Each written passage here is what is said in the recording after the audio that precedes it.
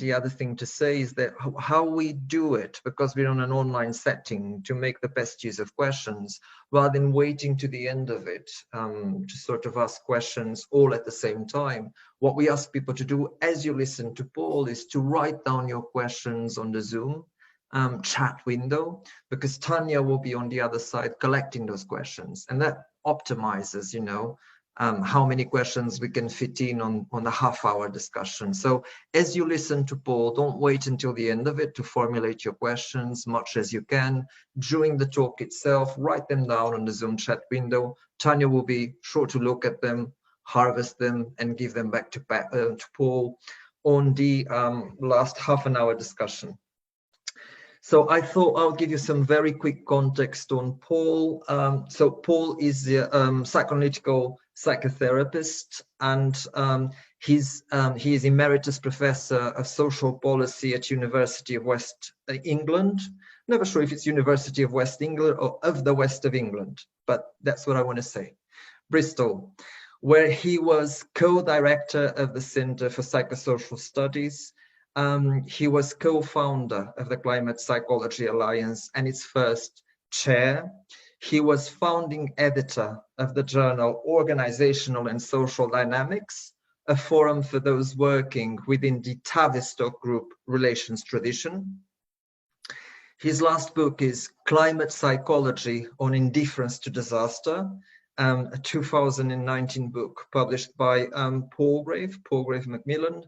And previous books include Politics, Identity and Emotion, 2009, published by Paradigm, and Partisans in an Uncertain World by Free Association Books. So, you know, as we all know, the climate crisis and the ecological crisis, you know, can give rise to very heightened sort of emotions between people in social conversations and other conversations. And who better than the psychoanalytical psychotherapist to help us through thinking and making sense of some of those emotions and reactions that sometimes occur when people try to talk about climate and what it provokes in them. So with that said, I will leave it to Paul. Thank you again for joining us tonight. Okay, thank you, Pedro. Good to see you, everybody. I'm speaking from a very cold Bristol at the present moment in time. I don't know what it's like in Portugal. It's great to be able to use this technology to talk in a way that wouldn't be possible, actually. Or we wouldn't have even thought of doing a few years ago, maybe even a year ago, prior to the COVID crisis. I'm going to talk this evening about workshops that we've been running for some time, called Taking the Heat Out of Talking About Climate Change.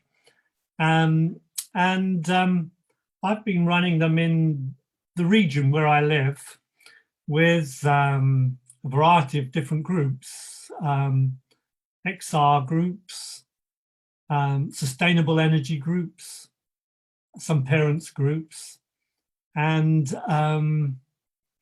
of course then it's become interrupted since the lockdown and so on. But they've been very enjoyable to run, and they've had, I think people have found them very useful. And they're modelled on something called Carbon Conversations, which some of you may have heard of, which was an approach to talking about climate change and reducing your carbon footprint that was developed by someone called Rosemary Randall in Cambridge. And she actually got some funding to run a community project where they'd use groups, community groups, faith groups, local groups, parents groups, and so on, to talk about some of those difficult issues about how you can go about making changes in your own lifestyle to reduce your carbon footprint. And the Carbon Conversations model was quite influential in the UK. in that period from about 2006 to about 2012. And although Rome now doesn't do that work any longer, the kind of work that I and others do in the Climate Psychology Alliance has been strongly influenced by her work earlier. Now, if I can, I want to just share with you some slides that we use in our workshops. Now it says host disabled from screen sharing. Tanya, is there any way I can do this?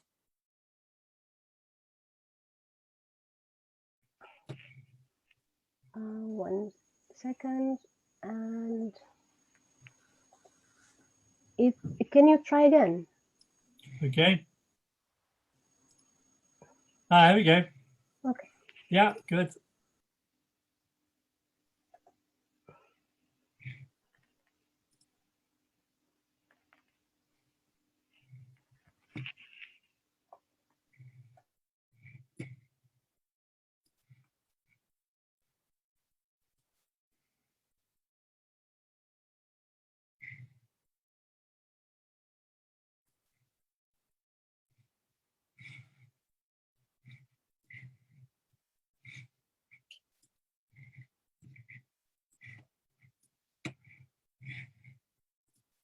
Now I'll have to try again in a minute, just a minute.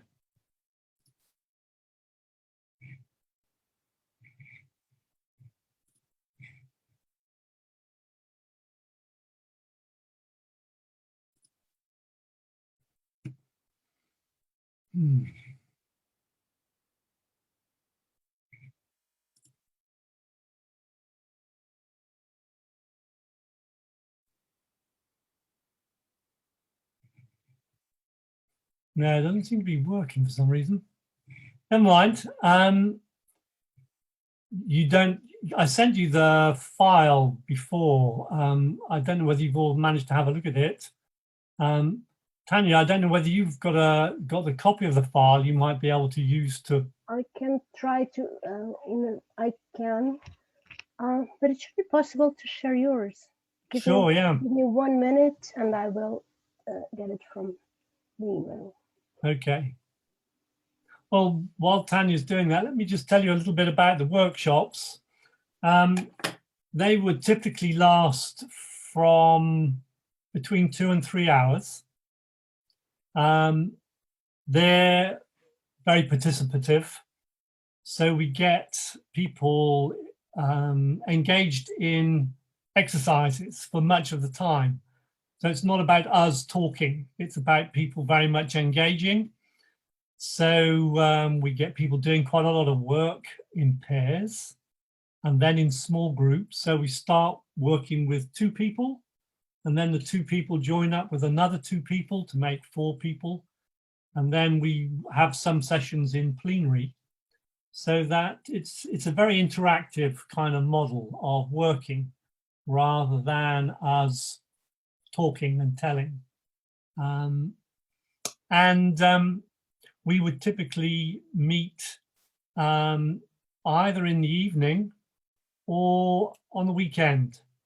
So some XR groups we've met with in the evening, sometimes on the weekend. Parents groups we've tended to meet in the evening when they're free of their child responsibilities. And normally we're meeting in some kind of hall or room that has been organized by the group that have asked us to do the work. I always find it valuable to do these workshops with one other person. It's typically you may have 30 or 40 people present, and that's quite difficult to manage if you're just on your own. So I normally try and ensure that one other person is with me, so that we can share that that task. And so what we do is start with a model very much of what doesn't work. Yeah. And what doesn't work, and we know this from the research that's been done on climate communication, is more facts, more information. Yeah? People don't lack information, they don't lack facts. And what was called the information deficit model, which very much characterized climate communication 10 years ago, that's no longer used, because people now realize the issue is not about knowledge. It's very much more about primarily difficult feelings. And this is the problem in that we're trying to work with around climate change and climate communication. That people are involved in, if you like, denial, primarily because of the trouble, the fear, the anxiety that these feelings generate in them. So the workshop is very much about introducing people to some of the feelings that are aroused typically by climate change. Now, I don't know what activism is like in Portugal, but in Britain for many years, activists were not very good when it came to emotions and feelings. You know, there was, maybe it's a British cultural thing about, you know, what we call the stiff upper lip. You know, you're just meant to get on and do your stuff and not, you know, not sharing your feelings was a sign of weakness, or even worse, that you were being bourgeois in some kind of way. Yeah? So that's changing now, of course, particularly because I think people involved in climate change, it's involved a much younger generation, much more feminine and less masculine. And so there's a much greater, what I would call emotional literacy around activists now compared to, say, 10, 20 years ago. Even so, it's, I think, important to introduce people to some of the key feelings that climate change arouses. And what we do before we talk about it, this is the first point where we get them to do some work in pairs. So we ask the people in the room to just find someone they don't know, and we get them to sit down next to each other. And for 10 minutes, we just ask them to share with their partner what kinds of feelings does climate change, news about climate change, or experiences about climate change typically arouse in them. Okay. So 10 minutes and they're all off and they start talking to each other about, you know, what it provokes in them. And then we bring them all back together in plenary. We normally have a flip chart, you know, a flip chart or a whiteboard. And one of the two of us running the workshop will be scribbling things down on the board as people talk. And typically what will come out from that will be some of the feelings that people experience themselves about climate change. Obviously, one of the main ones these days tends to be anxiety. Yeah, what we've increasingly started to call eco-anxiety. And I think Caroline will have probably talked to you about that a bit last time. But there are other very important feelings that people often talk about. One of which is loss, sense of loss, particularly where they can already see the impacts of climate change, for example, on bird species that they are, you know, they find very involving, or loss in terms of other aspects of the physical environment that they're in. Feelings often are aroused that get people starting to talk about guilt, particularly because many of us, and one of the things I think we all struggle with, many of us in the West are inevitably, we're complicit in this whole business. You know, until very recently, it was very almost common, you know, we didn't need to think about flying somewhere for our summer holiday or our gap year or whatever it might be. So people often talk about some of the guilty feelings they have about some of their lifestyle choices and so on. So 10 minutes, they talk about these things together in pairs, and then everybody brings it back together in a plenary setting. And we then, the two of us running the workshop, just, you know, summarize some of those key feelings: loss, guilt, anxiety, despair is another important one that often comes up. And then we use that as an opportunity to introduce the concept of denial. Now, many people will have heard about denial in the newspapers or on social media or wherever it might be, but they won't be familiar with how it works. And we make a distinction between two different kinds of denial: what we call hard denial, which you get with the far right, for example, and fossil fuel lobby. Sometimes that's purely cynical form of denial, and sometimes it is based on a kind of delusion, you know, that you sometimes get, that like COVID, climate change simply isn't happening. Well, I didn't want to interrupt, but if you want, we can share the slides. Okay, let's try. Should I put my share screen on? If you want to try. If not, I have them ready also on my computer. Okay, you go ahead, Tanya. Okay. Good. Let me just put it on proper.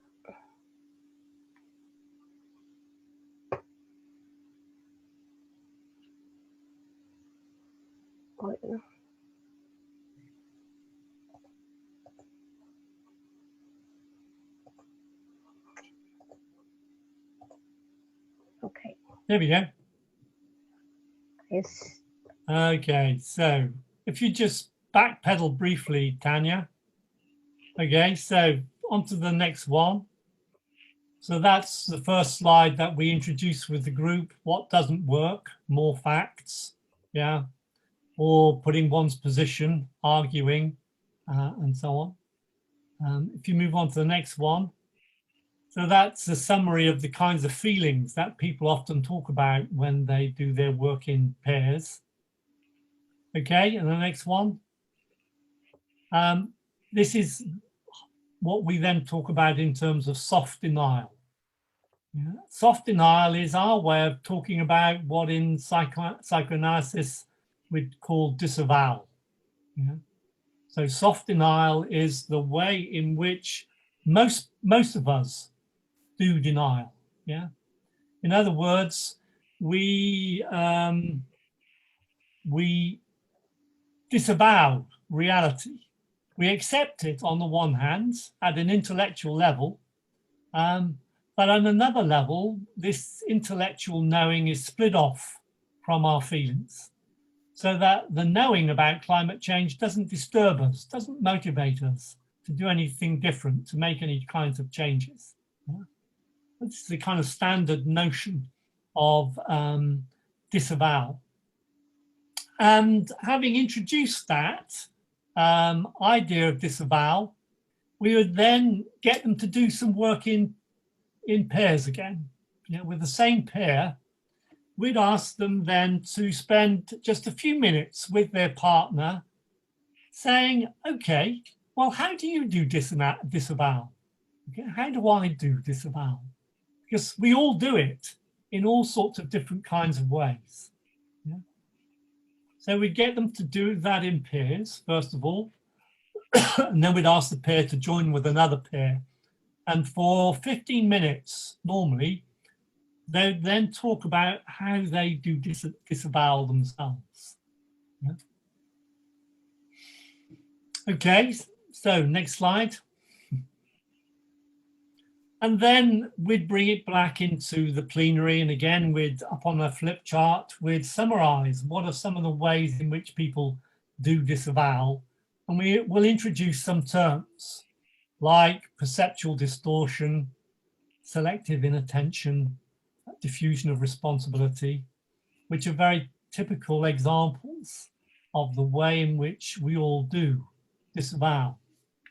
And why is this important? Because, our starting point is this, that if we're going to have effective conversations with people about climate change, then we have to recognize that the things that we're trying to change in the other person are exactly the same things that we ourselves express and contain in our everyday lives. In other words, we're no different to the person that we're trying to change. And to imagine that we are puts you immediately in a position whereby you're othering the person you're trying to talk to.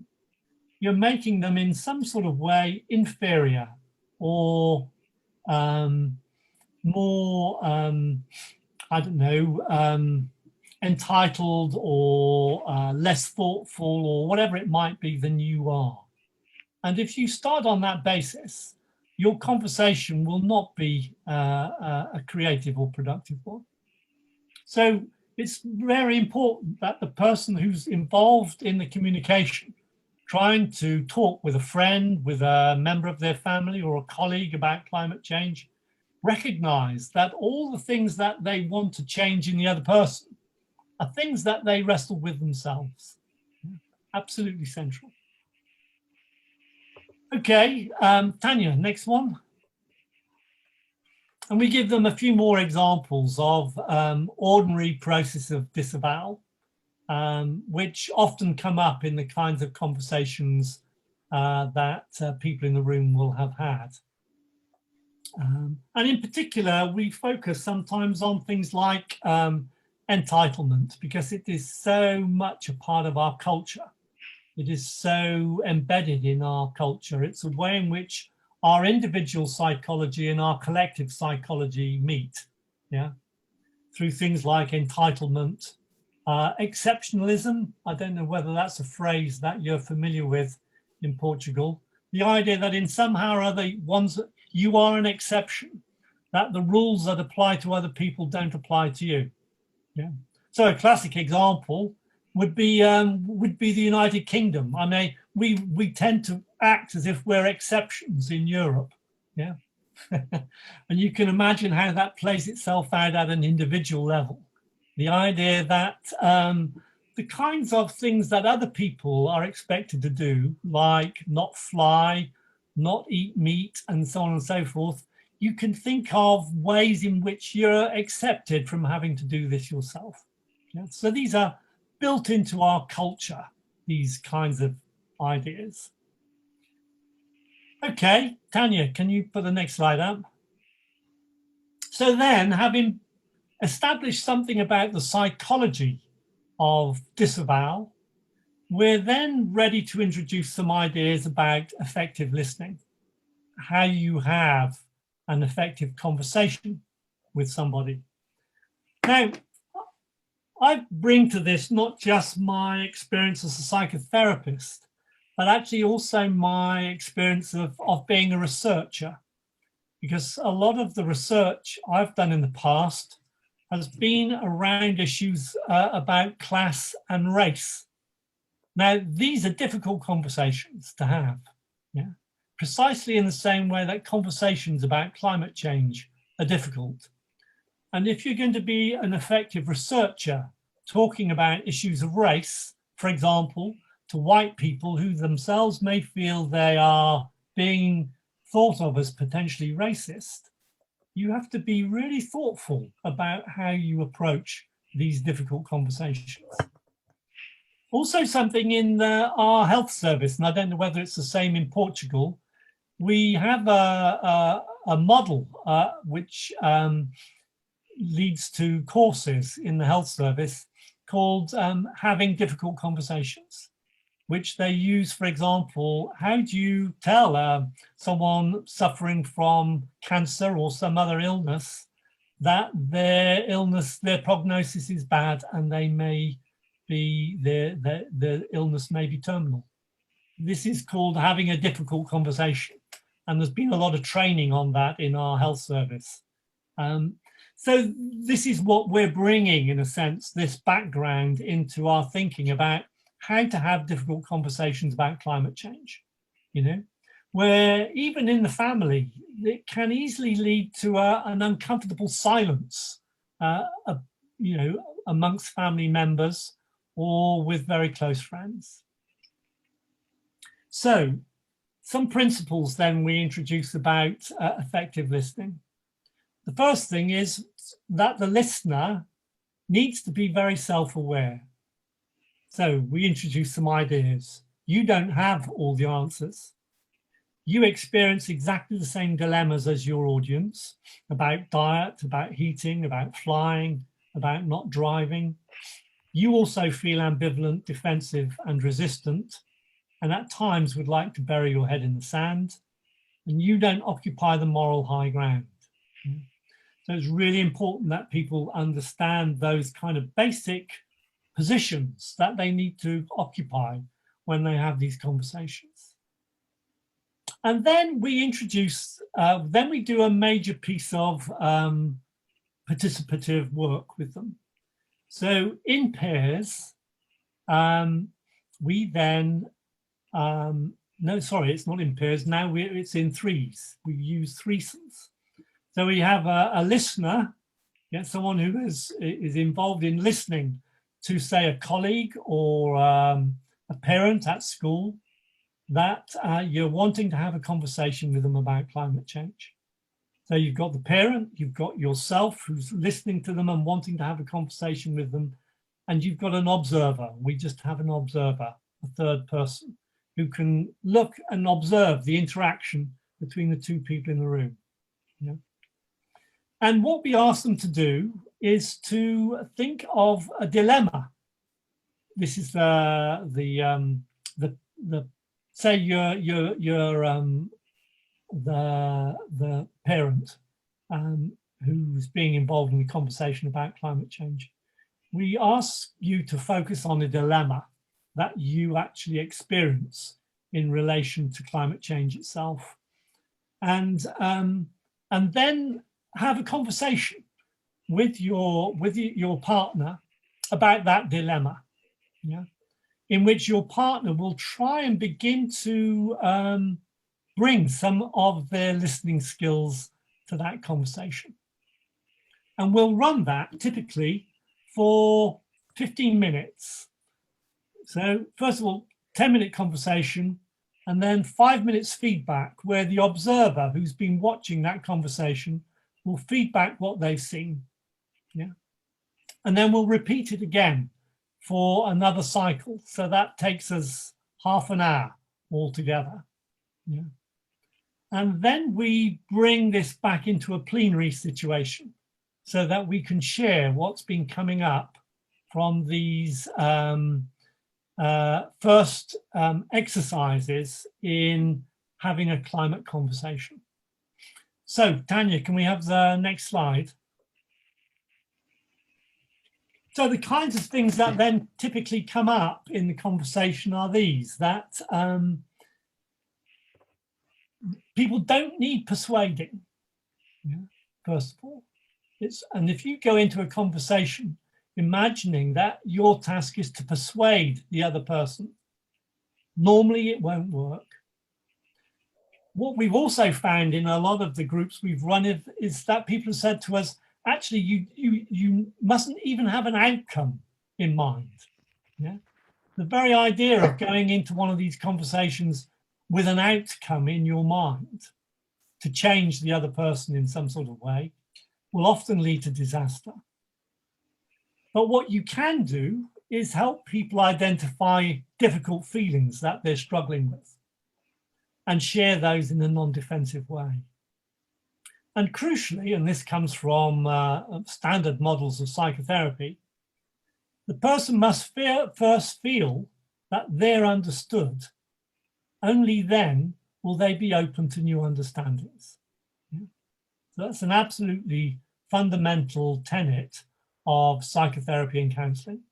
If the person you're talking to, if they don't feel understood and recognised by you, then they won't be open to any new understandings.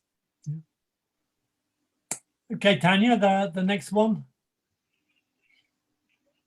And then typically we'll, if we have time, and sometimes when we're doing a whole afternoon workshop, like we've done with some XR groups, we'll then try again. We'll go in and have another listening exercise, again in these threes, where they try out and think a bit further about their skills and their approach to the conversation. And these kinds of principles are ones that we suggest to them. Stay curious, listen non-judgmentally with respect and compassion. Use open-ended questions. Now, a lot of people don't know what an open-ended question is, so you need to be able to explain that. Or use that technique of reflecting back. And again, a lot of people don't know what reflecting back means, so you have to give them some examples. Yeah. Because these are very classical ways of helping these kinds of difficult conversations along. And we invite people to think about how the other person is using metaphor and imagery and stories, because this is all about meaning. Yeah, and meanings are absolutely central. It's not about facts. These conversations are not about facts. They're about meanings, which is something very different. Okay, Tanya. Okay, we've done that one. Have we got any left? I can't remember now. Yeah, finally, that's right. The next one, if we have time, we'll also get onto the issue of resistances, what Rosemary Randall talks about in terms of resistances. These are kind of maybe very archetypal kinds of ways of resisting having a conversation about these issues that you'll often encounter. For example, powerlessness is one of the classical ones. You know, what difference can I make? Yeah. So we talk to them a little bit about that.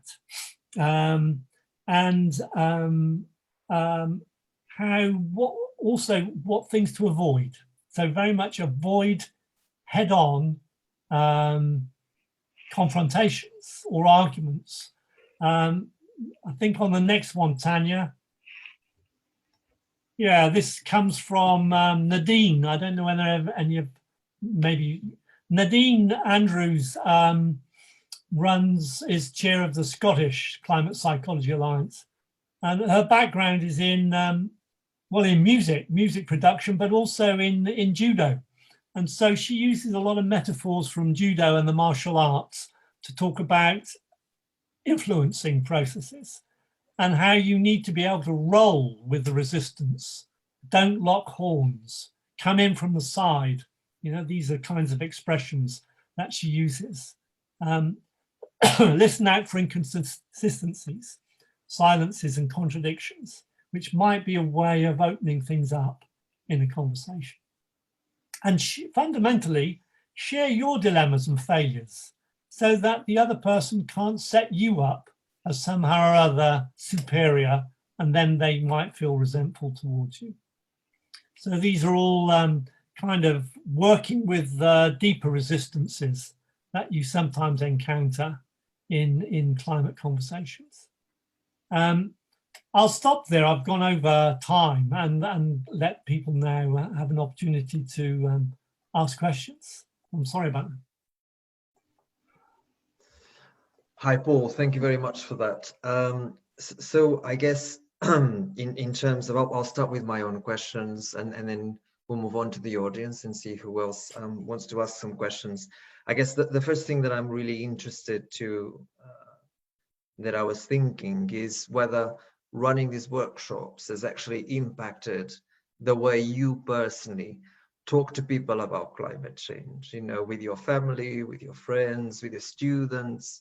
I mean, the way you talk to people about climate change outside of these workshops, this has had an impact on you as well, on the way you go about it. And I wonder if you could tell us a bit about that. And my second question has to do with the notion of hope. I think we're having all kinds of conversations about whether hope is a useful idea when it comes to climate change. And what I see more and more in my own network of relations is people that want to talk about hope and want me to talk about hope. But when we start sort of dissecting what they mean by hope, is again a very passive expectation that somebody somewhere will do something. So these are my two questions. Has it impacted running these workshops, the way you talk to people outside them, and what's your take on hope? Are you hopeful? Okay, well, the first question, I think the thing I found with family and friends and colleagues, neighbours, which is something actually we also talk about in the workshops, which I didn't mention, is that if these are people you know, and they often are, even if they're people at work that you know a little bit, they'll probably know a little bit about you. And the issue there is how you, besides these conversations, either model or don't model what you're talking about. Just give you a small example. When I, about 2 years ago, bought an electric car, one of my leisure activities is a kind of game which we play in pubs in Britain, called Skittles. And so it's a very male game. It involves quite a lot of drinking, I often used to get involved in arguments with people that I played Skittles with about this issue of climate change. But when I bought the car, I found suddenly a major difference, that people began to see me as someone who actually practiced what I was preaching. They couldn't call me a hypocrite, but also they are fascinated by the car. Some of these men were what in Britain we call petrol heads. They're just completely into their motors and so on and so forth. And it's just a small example, but I was very struck by how modeling, as well as conversation, modeling something is really important. I do quite a few of these workshops with students, and they talk about exactly the same thing, often around issues of diet. How once they start to model, for example, a vegan diet, and start to enjoy the food and show others that they share a house with these different kinds of recipes, the modeling alongside the conversation has a powerful effect. But it doesn't always work, and I have to say that despite all these the workshops that I've run, I still get myself in an argument with one of my close friends who used to be a geologist, and we just fight over this issue, and neither one of us changes the other, but we get some kind of perverse pleasure from arguing about it with each other. So it's helped in some ways, but not in others. With regards to hope, I think what I heard you talking about, Pedro, was a kind of wishful thinking kind of hope, which is a very hope as a form of defense, really, isn't it? What we've tried to develop in Climate Psychology Alliance is this idea of radical hope, which comes from a book by a psychoanalyst called Jonathan Lear, which was written about 10 years ago. And we used it as the basis for our first major conference before Climate Psychology Alliance was launched, which was on radical hope.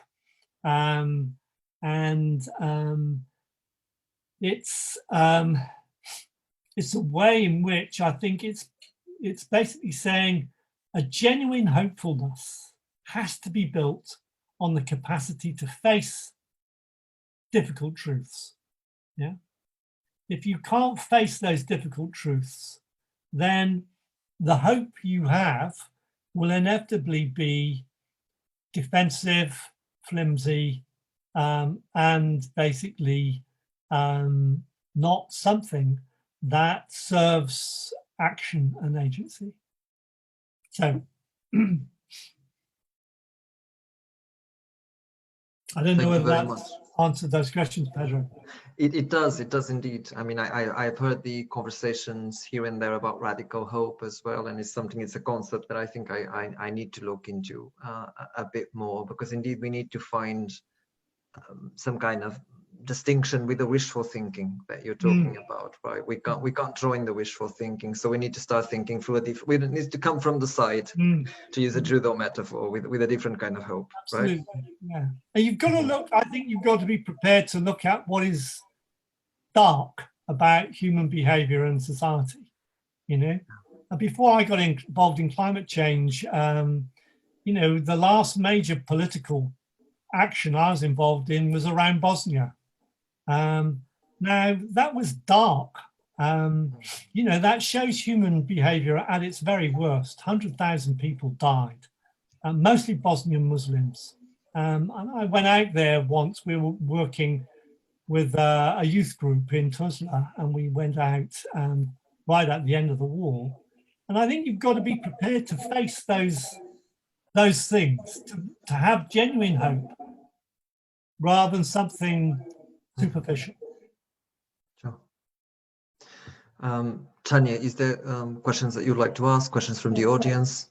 There's a couple of questions from the audience. One that I received in private message, that was the first one, which was from M. Do you have advice for someone struggling with eco-anxiety? Do I have advice for someone struggling with eco-anxiety? Well, it depends who they are, because I think knowing the person and their situation is also important in terms of being helped them with their struggle with eco-anxiety. So, for example, people I've helped with this anxiety, very, very different. One young man, very isolated young man, yeah, not many friends. Turns out he was autistic, and he told me this later on. Had got very heavily involved in Extinction Rebellion, to the extent that it had become something all-consuming for him, almost to some extent a substitute for other ways of going on living. And he was, you know, what I would call catastrophic anxiety. He was experiencing difficulty sleeping, problems with eating. You know, he was kind of shaken to his core with it. But to help him in that situation, you had to understand his situation. You had to understand his context. Another man I saw, slightly older, he was actually running a campaign organization in London.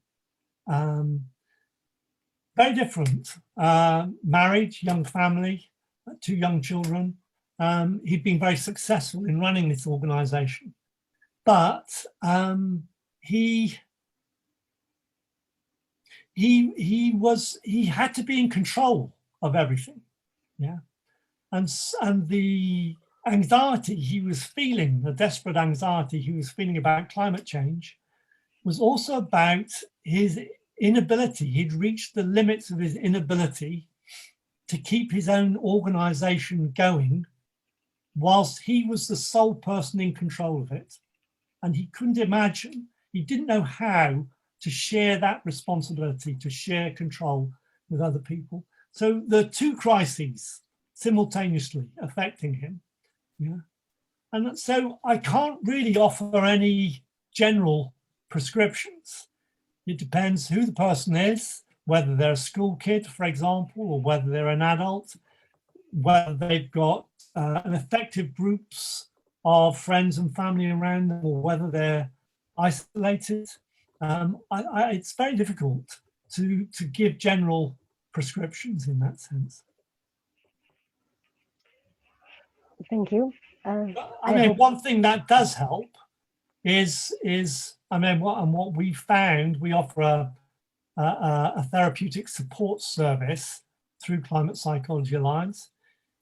sometimes people go from that one-to-one form of support to a group, and a group is where people are experiencing the same as you, can be very something that can be very what we call containing. It can help people contain those anxieties. Thank you. We have another question from Matthias about how to gain scale with these talks, which I assume meant the workshops that you were describing. How to gain scale, how to scale the talks, how to reach wide audiences. Well, I don't know. I mean, at the moment, and of course things have been interrupted a bit by the pandemic, but at the moment we've just been going through networks, activist networks, started to do some of these workshops in mental health professions in different parts of the health service. And it's been primarily on the basis of networks and hearsay. I'm not sure what the next step up would be. Presumably starting to use social media much more. But I think at the moment, most of the work we do is very much at a local level, in the local communities where we live. Maybe other people present would have some ideas about that.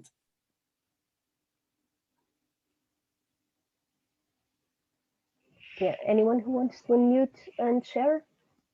João was raising his hand. Yes, so thank you very much. So I was thinking about something that you begin by saying, and it's really something that I didn't go through yet. And it's about the thing of the denial of the heart, and this notion that it's really more the resistance of the feelings of really feeling it, and not so much to getting information. Mm-hmm. Somehow something inside me cannot see that clearly yet. Mm-hmm. And in my experience with some friends or colleagues, it's like I feel there's a lack of information, of really explaining people why those common resistances that you listed, there will be some scientific solution. There is not such in such a brief time that all the catastrophes are going to happen, or it's not really so bad, you know. And it's like I find myself giving some useful information that I know, even though I don't know as much as I could. But and I think it helps to really talk in a way to make people see how deep and severe this is in a detailed manner, in terms of timings, in terms of what is already happening. So it's like something that I'm reflecting still. Yeah. Well, you're probably aware that there are regular surveys and opinion polls done now on climate change and awareness of climate change. Eurobarometer is one of the regular surveys that's done. And this now indicates, for example, I'll talk about the United Kingdom, that in the UK, I think it's now 76% of the British population know about climate change and see climate change as one of the major threats and one of the main priorities for government. Now, this is a massive change from previous surveys done just 4 or 5 years ago. Yeah. But the issue is that although 76 or 78% of the British population are now aware of climate change, yeah, it doesn't mean to say that 76 or 78% of the population are actually doing anything about it.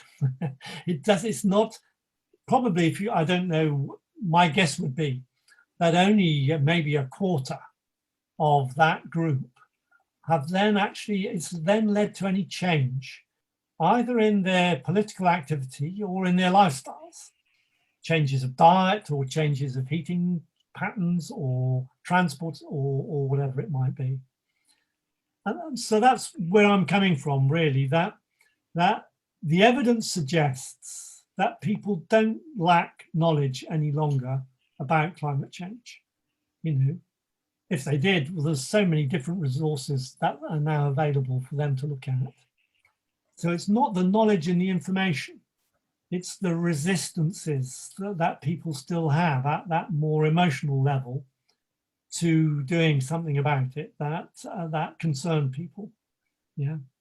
And maybe the other thing there is, it's not just the, it's also this thing about one's identity, you know, that, and again, I think this is where things have changed. Only 3 or 4 years ago, if you started to do things, and I don't know what it's like in Portugal, but if you started to do things about your diet, for example, you were regarded, even if you're young, you're regarded as a bit odd, really, a bit, you know. Now, completely different. Now, actually, it's a fashionable thing to do, yeah. And so social norms have changed dramatically in a short space of time. And that's about your identity. You know, who do I identify with? Am I the kind of person who does such and such a thing or such and such a thing? You know, so social identities and feelings, you know, we feel are more important than the facts and the information. You know, you're. I still think there's space for facts and information. You know, I think there are some kind of core and surprising facts that I often like to spring on people, yeah, because I think they shake people up a bit. So, for example, that there will be probably no coral reefs left by the year 2040.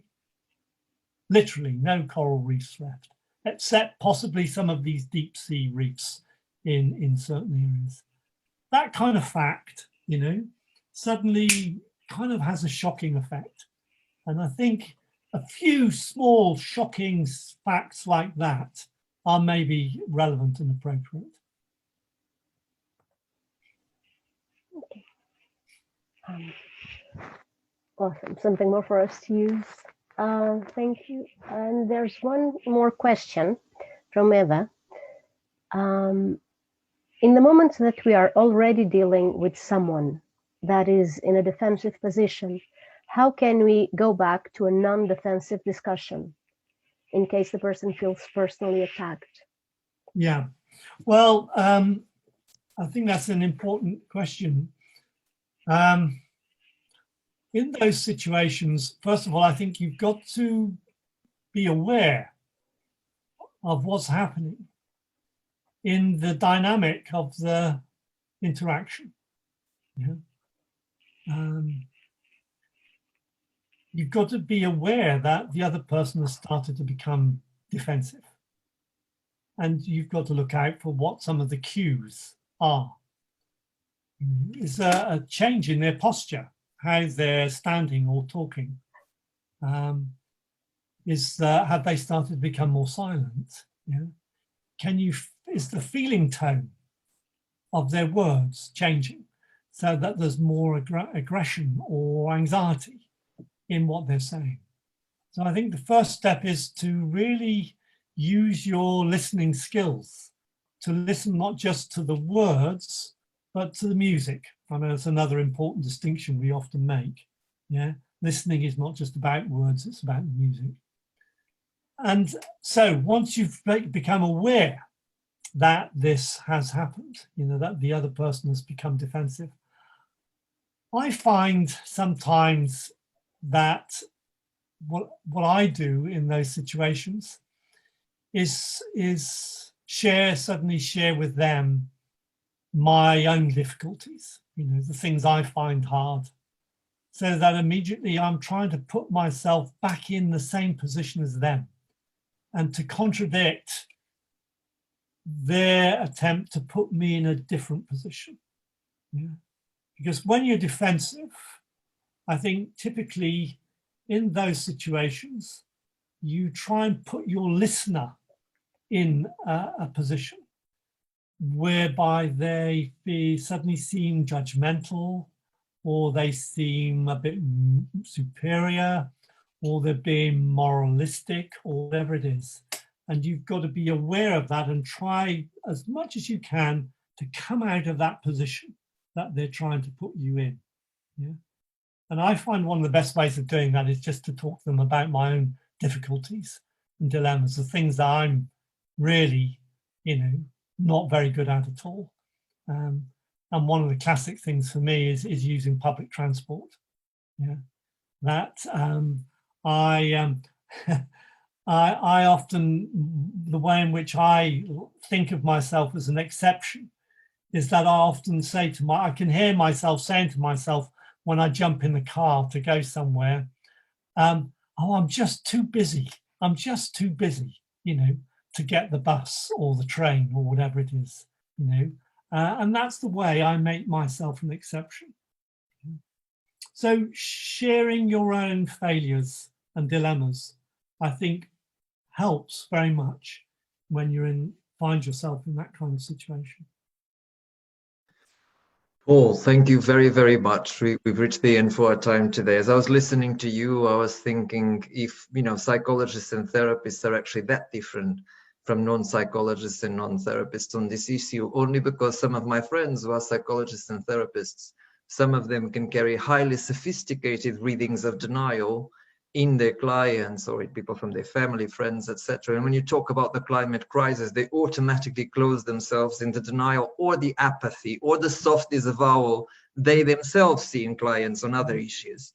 So it does make me think, what do you have any sort of, without wanting to take more of your time, but do you have any sort of quick, they won't be quick, but any kind of recommendations about how we can affect or change the therapeutic culture here in Portugal so that psychologists and therapists are a bit less in soft disavowal? Well, I suppose you've just got to work within your own professional associations and organizations.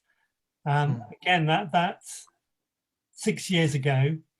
We didn't have much impact in our professional associations. But now, some of us now are constantly being asked to give talks, to write for newsletters and magazines and things like this. So it does change. It does take time, but it does change. Just, the resources as well. There's so much available on the internet now. Any of you are interested in soft denial, there's a really good piece on the web called The Handbook of Soft Denial by someone called Michael Hexter, Hoexter, an American. And it's he's not a psychologist, he's a communication guy, but it's a good summary of some of the many ways in which we all do soft denial, including psychotherapists. Paul, thank you very much. So very inspiring always to listen to people of the Climate Psychology Alliance. It was incredibly useful. Thank you very much for inviting me. Yeah, absolutely, incredibly useful in all kinds of ways, and I'm sure it's going to feed our conversation during the week to have you here. And thank you very, very much. And we will make our best to keep radically hopeful. Yeah, well, I hope things go well for you in Portugal. Yeah. Bye-bye then. Bye-bye. Thank you.